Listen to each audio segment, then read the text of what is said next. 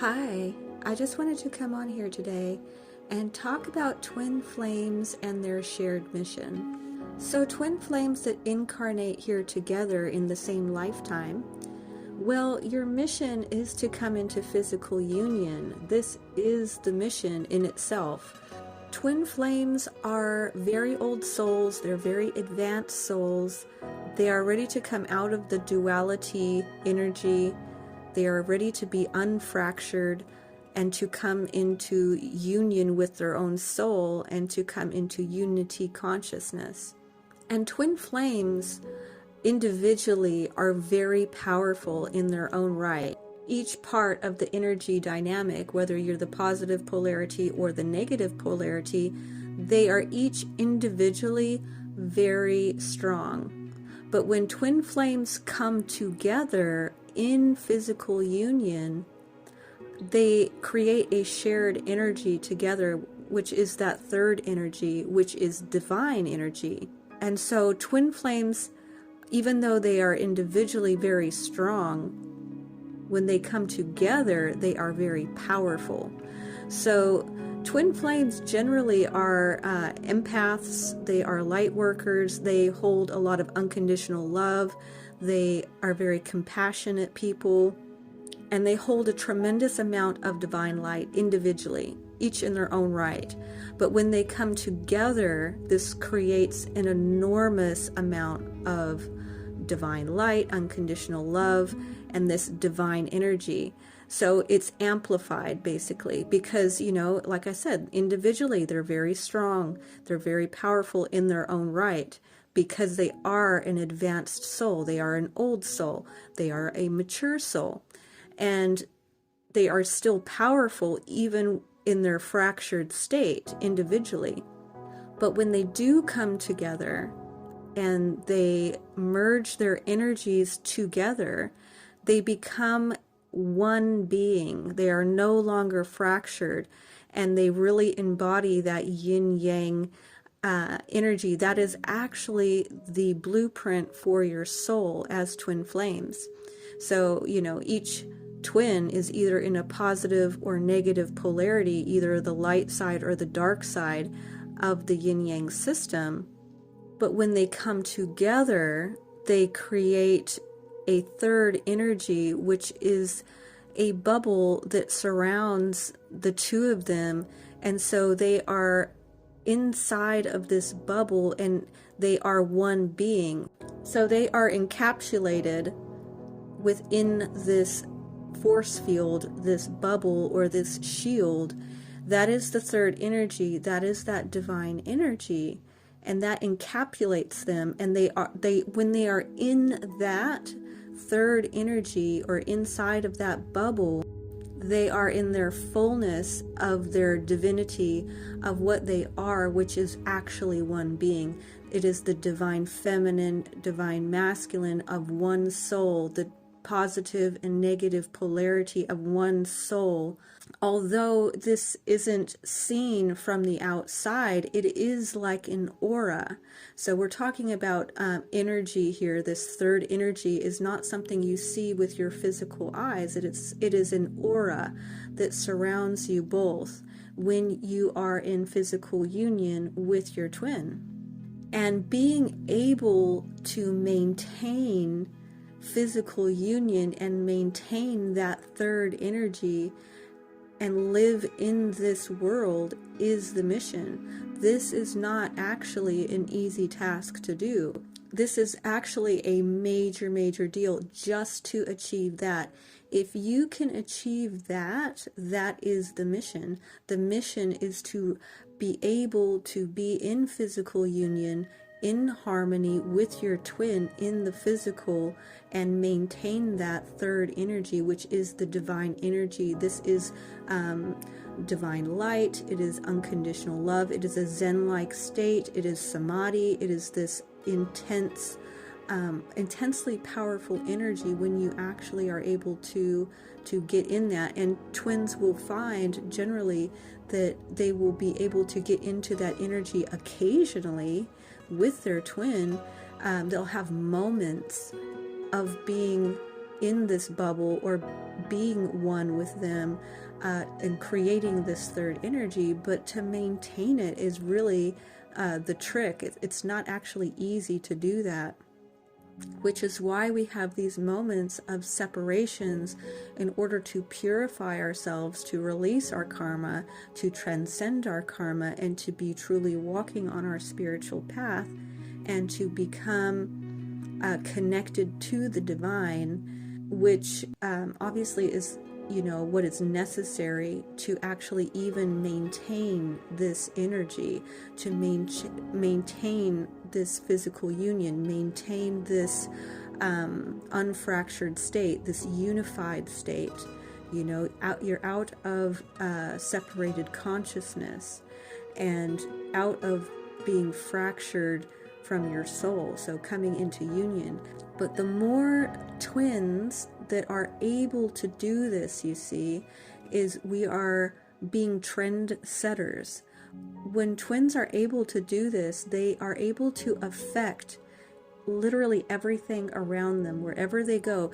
You don't have to be doing any particular thing, any particular mission. All you have to do is be in that third energy, to be operating as one entity contained within this bubble, and to exist in this 3D dimension like that. And that's what actually brings heaven and earth together. That is the merging, is when twins are actually able to do that.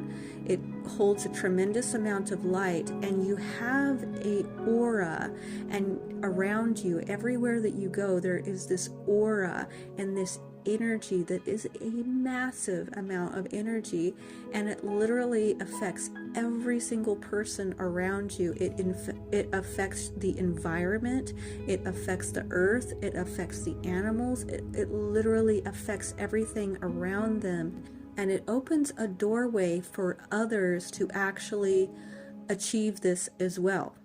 So this is the mission. It is to come into physical union, create this third energy, to be a trendsetter, to have a divine connection here on earth, not just a soulmate connection, not just a high-level soulmate connection, not just a karmic connection, but a divine, a pure divine connection here on earth.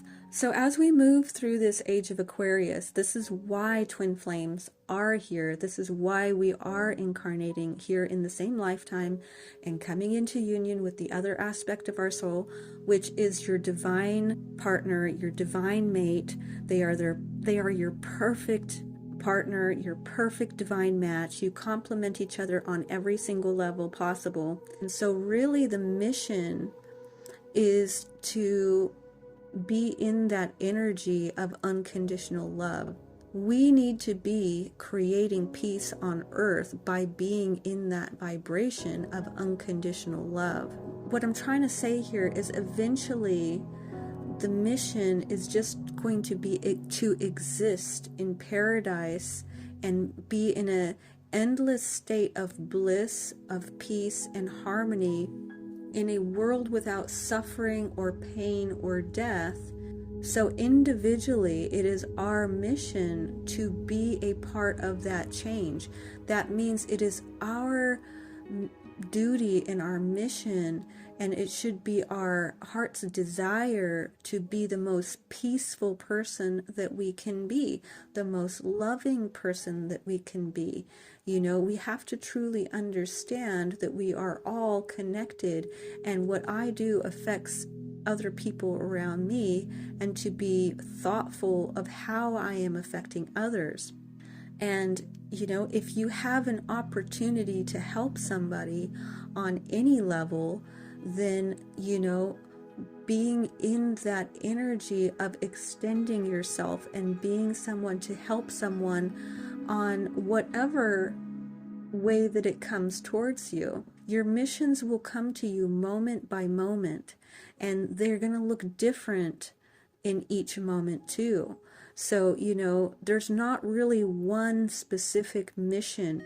Your only specific mission is to be in the vibration of unconditional love on a small scale, but also a large scale when you are asked to.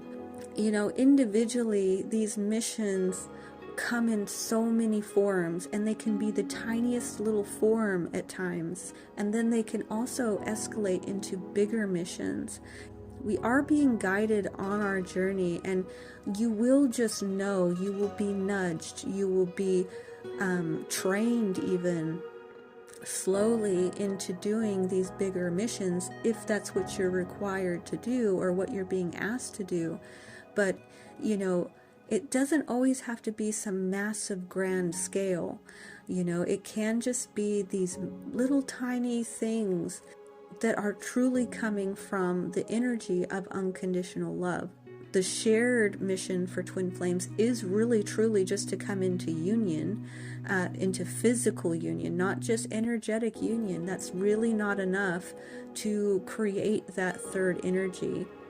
And so oftentimes, I often speak about the divine feminine's role and the divine masculine's role, and how they are, working together, right? And how the divine feminine energy is always moving up and the divine masculine's energy is moving down and solidifying it. So truly the mission for divine feminine is for that energy to be going up. Divine feminine, it's really a motherly energy. It really is. It's what does a mother do? You got to think of that. A mother is nurturing. She goes around nurturing everyone, making sure everybody's okay. And so divine feminine's mission really is to take care of other people. And divine masculine's role is to be the anchor that pulls the energy down straight into the earth, kind of like the roots of a tree, like I've spoken about in another video. Their energy is what makes this connection solid. It's the roots in the ground that makes a tree solid and steady in the earth. It is really their job to always be pulling the energy down into the earth. And remember, their energy is down in those 3 lower chakras. Is it all about survival? It's all about physical needs. It's about sex. It's about these physical aspects of our lives. So their presence brings it into the physical. It makes it into a solid form, where the divine feminine is always going up, and it's this light spiritual energy, and she's always pulling him up into the spiritual part of things, into the spiritual energy. She pulls him up there and he pulls her down. They're working together. They're never actually fully pulling each other down, but it's an energetic system that they are both doing. They work together to create this flow of energy, of his energy coming down into the earth and her energy pulling it up into the heavens. And it's, this earth and heaven, masculine, feminine energy that's flowing. So a big part of divine masculine's role is to provide a sense of security, stability, protection. They are the protective energy within the dynamic. They are the covering energy over divine feminine. They are the ones that protect the connection. They protect the two of them, their shared energy, but mainly divine feminine. And he is the one that it's his physical presence. He gives her physical security. He makes it solid by pulling the energy down into the earth. Divine feminine cannot do this by herself. She cannot pull the energy down into the earth. Her energy wants to go up. It's when they work together in harmony with each other that this is how it becomes a very powerful dynamic between the two of them. And then another very big part of divine masculine's job within this connection is actually to make love to divine feminine. Sex is a very powerful physical act that is also a spiritual act. This is really a big way that divine masculine actually pulls divine feminine down, is in that sexual energy. And this is what solidifies it. And it's also very powerful energy because it isn't only a physical act, it's a spiritual act. And this is also where divine feminine comes in and starts pulling the energy up. So when they are making love, this is really where this really starts to play in, is when he's pulling her down in this physical energy, and she begins to pull the sexual energy up into the crown chakra. And this is extremely powerful energy when twins actually do this, especially when they've gone through the alchemical process, because oftentimes we meet our twin and then, but we're not ready for physical union with our twin yet, because we have got to go through the alchemical process. We have got to do the karma release and all these healings and all these things. And so we're not really in harmony with each other yet, because we have to go through the process. But once we go through the process and you come to that point where you are both awakened, you're both purified, and you're coming together in physical union and you make love, this energetic flow and this energetic connection between the two is very, very powerful, and it is extremely potent energy for manifesting. So sexual energy in itself is powerful manifestation energy. It's a creative energy. It's, obviously it's that release is also not only does it create life, physical life, but it also manifests spiritually and within the world, and especially twin flames. You get this connection is truly on another level. And so a big part of the mission is actually making love to your twin with this energetic flow happening, and to actually be manifesting with that energy. As we're coming out of this matrix system that has been designed for us in a false matrix, in a false reality that is convoluted in a lot of ways. And one way that we are coming out of that is becoming powerful master manifestors. Twin flames are created in the image of God, and God is a creator, and God is both the two aspects of masculine and feminine energy in harmony with itself. That is what God is. God is not just a masculine energy. The reason we call God He is because the masculine energy is always the covering energy. So masculinity covers and protects the feminine, but the feminine is in there and is playing a massive part of creation. It is always the female or the feminine principle that is actually the one that gives birth to creation. It just is. But it's the divine masculine's role to cover her and to protect her and give her security so that she can give birth and create. So that's why, we say He when we speak of God, is because He's the covering energy of her. He's always the stronger energy because He is the protective energy. That's His role. The role of masculinity is to protect, that is its job. So that means it has the strength to protect. Divine feminine is powerful in her softness. She's powerful in her ability to give birth to create and to create. That is her strength. And that's what her role is. That's what she does. It's a beautiful thing. And that's where she's powerful, very powerful. But the divine masculine is always that covering, protective energy of divine feminine.